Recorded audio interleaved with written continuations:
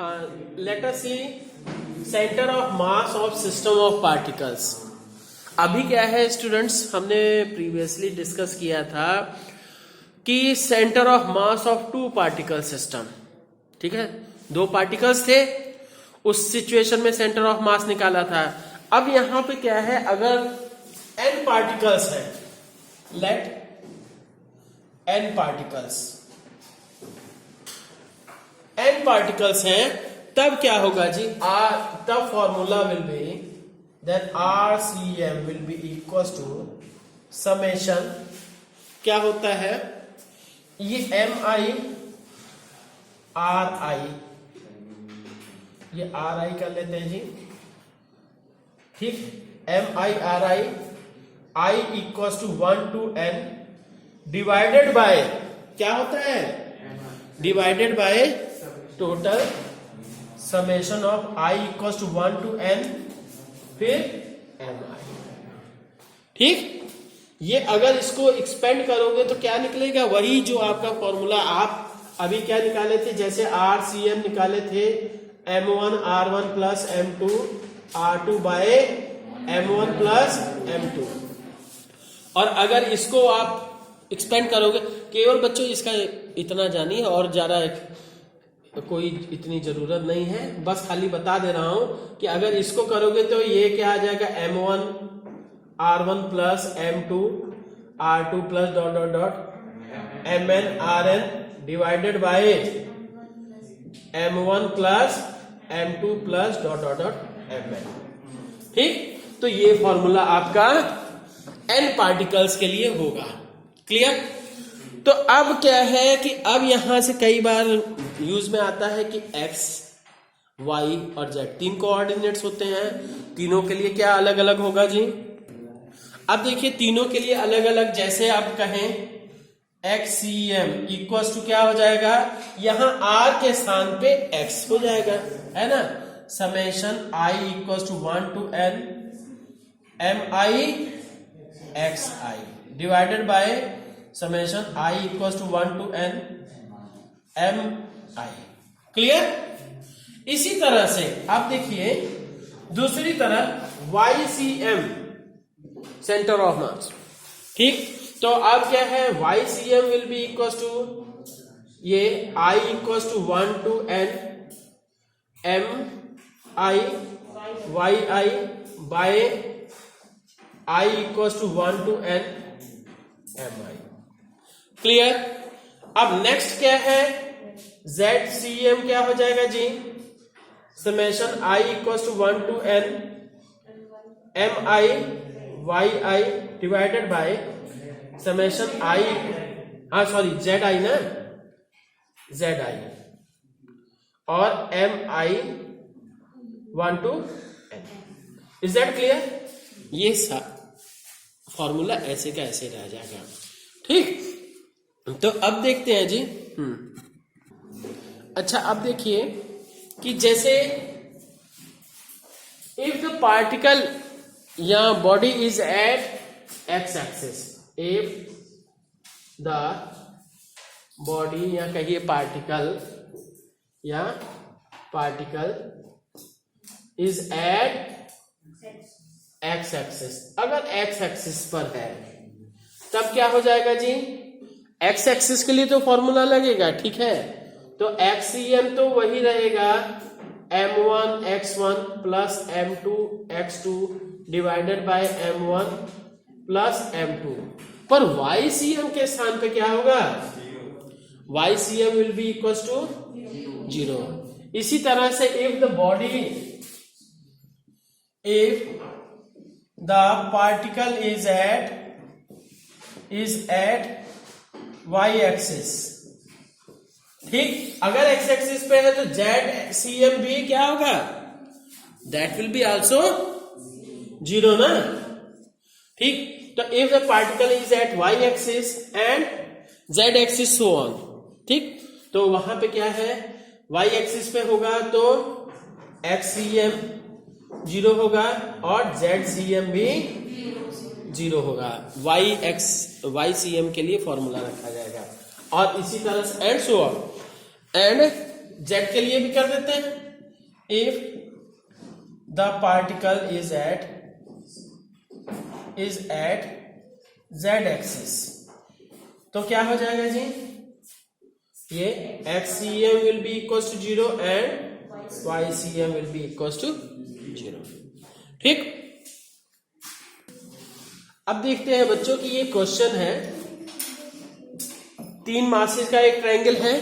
ठीक, अब यहां पे क्या है, you have to find out the centre of mass this system. Triangle के तीनों किनारों पे क्या है, मासेस रखे हुए M1, M2 और M3, और क्वेश्चन इजीली सॉल्व हो तो इसलिए मैंने क्या है, इस हर एक को का मास क्या है 100 ग्राम कर दिया। ठीक, और साइड क्या है 6 सेंटीमीटर ट्रायंगल की है। Now you have to find out the centre of mass. तो अब ये है ऐसे ट्रायंगल है, तो ट्रायंगल क्या है जी, 2 डायमेंशनल में हुआ। इसको हमने कर दिया, this is the x axis and you can say this one is the y axis. ठीक, और इसको आपने क्या है ओरिजिन मान लिया। 3 में से एक को हमने ओरिजिन मान लिया, अदरवाइज क्या है, यहां कहीं ओरिजिन मानोगे तो फिर क्या है, फिर इसको बेस्ट यही रहेगा, अगर 3 है 4 है जो भी है, एक को ओरिजिन पे मान लिया। ठीक, आसानी हो जाएगी। अब इसके कोऑर्डिनेट्स लिखते हैं जी।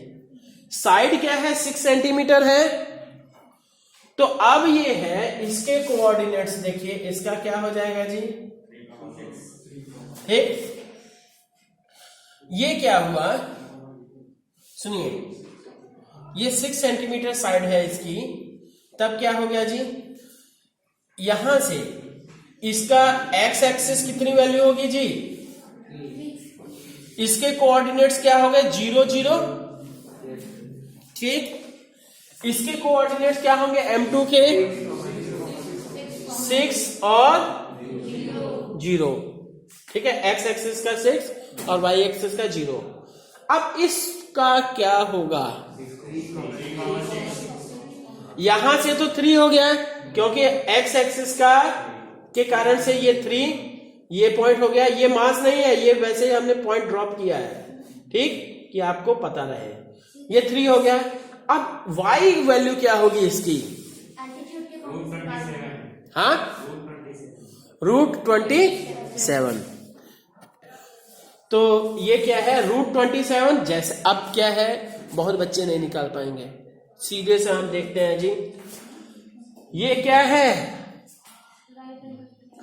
राइट एंगल ट्रायंगल दिखाई दे रहा है, ये इक्विलेटरल ट्रायंगल है। सुनिए ना, इक्विलेटरल ट्रायंगल है, तो this angle will be 60 degree, और ये राइट एंगल हुआ, ये कितना हुआ 3 सेंटीमीटर हुआ, और आपको ये निकालना है, y की वैल्यू निकालनी है ना, तो y की वैल्यू निकालने के लिए क्या होगा जी, tan थीटा की sin थीटा की cos थीटा, हाँ cos थीटा। यहां अब क्या है बोलिए, क्योंकि ये पता है आपको 6 सेंटीमीटर साइड है, अगर ये भी नहीं पता रहता तब तो आप tan लगा देते, पर यहां पे क्या आसानी से आप पाइथागोरस थ्योरम लगा सकते हो।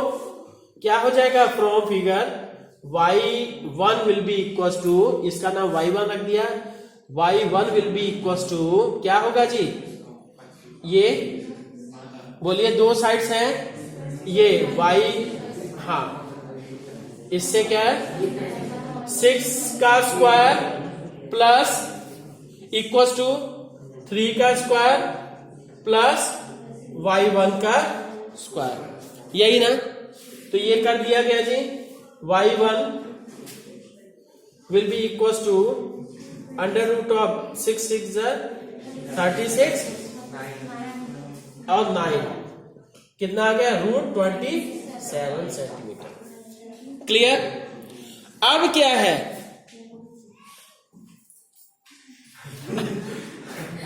अब क्या है, ये √27 निकला है बच्चों, यही बच्चों को कई बच्चे इसी में प्रॉब्लम करते हैं।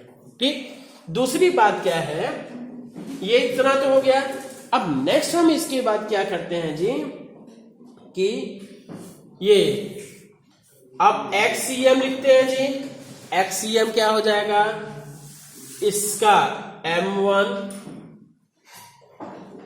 Into X1 plus M2 into X2 plus M3 into X3 by M1 plus M2 plus M3 क्या हो जाएगा।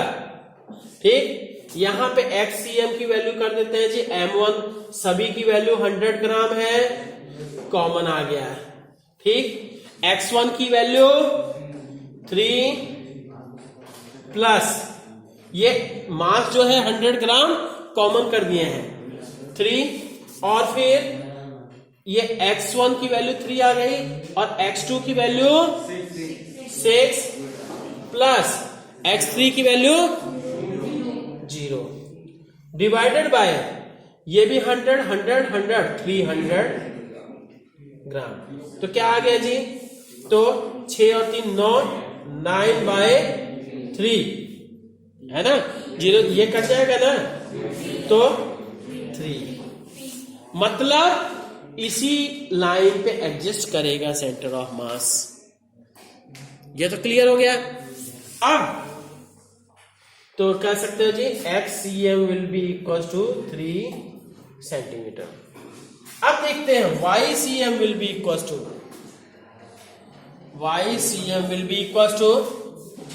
M1 Y1 plus M2 Y2 plus M3 Y3 divided by M1 plus M2 plus M3।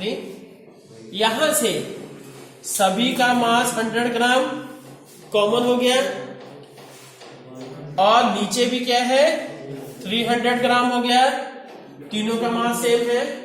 और Y1 की value कितनी है, √27 √27 plus, और फिर क्या है यहां पे Y की वैल्यू 0 प्लस 0, तो नतीजा क्या आ गया जी √27/3।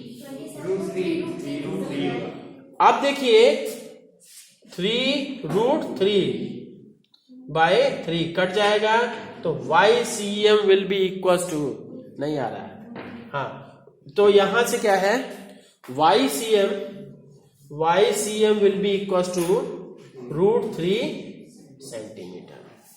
√3 का मतलब 1.7 जो भी है। ठीक है, ओके।